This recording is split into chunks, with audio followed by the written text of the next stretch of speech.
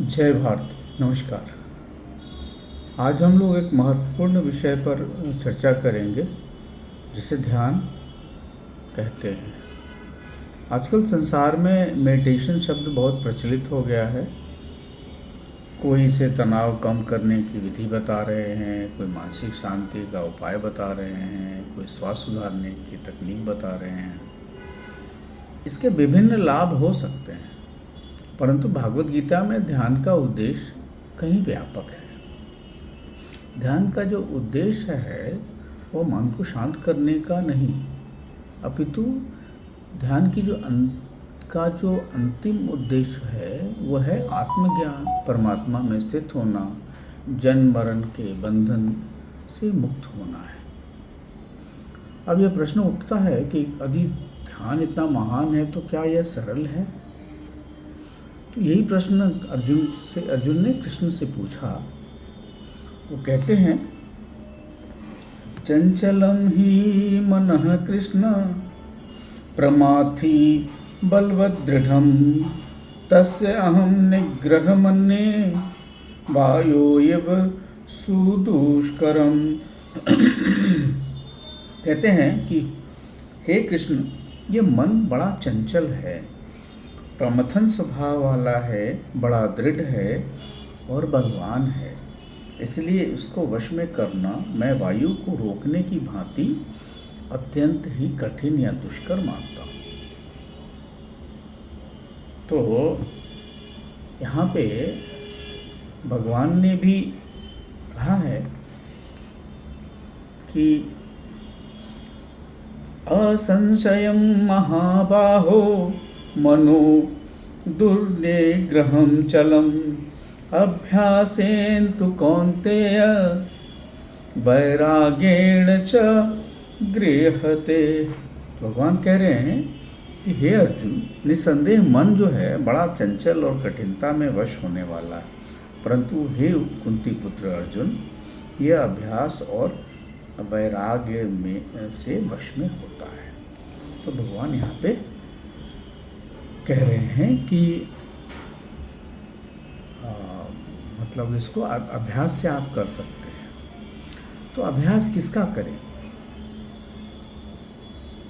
केवल आंखें बंद करने से बैठने का अभ्यास, या श्वास पर ध्यान देने का अभ्यास, या किसी बिंदु या मोमबत्ती के लौ पे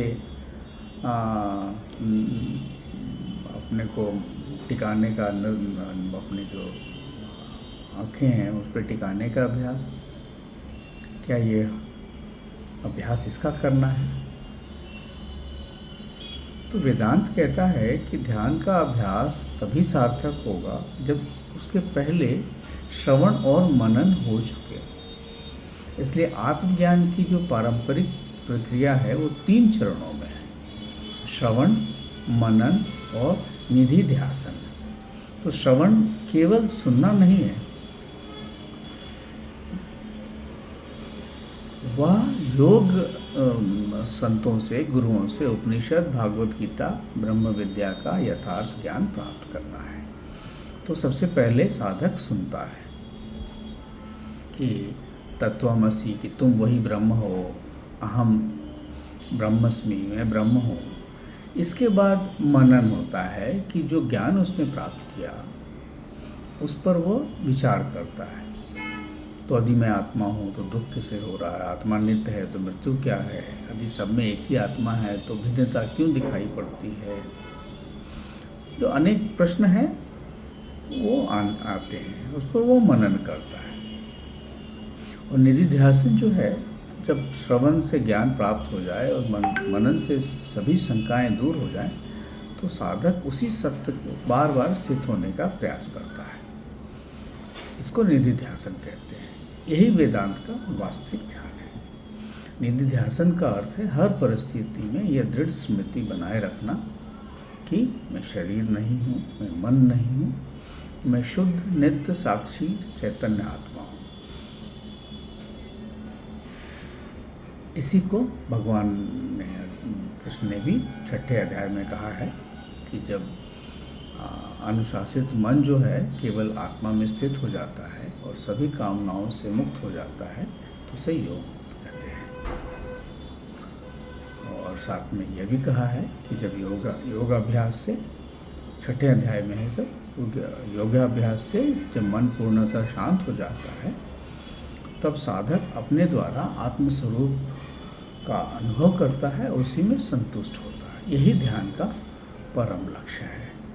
ध्यान किसी नए अनुभव का खोज नहीं है, वह तो अपने अंदर जो आपका जो स्वरूप है उसको समझने का है कि आप किसके स्वरूप हैं, आपका मूल स्वरूप क्या है।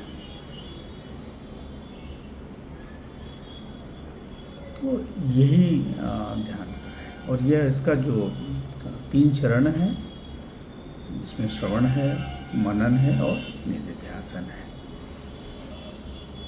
तो आशा है कि इस पर आपको समझ में आई होगी और इसका आप इसी चरणों पे, 3 चरणों के अनुसार ध्यान पे काम करेंगे। नमस्कार। जय भारती।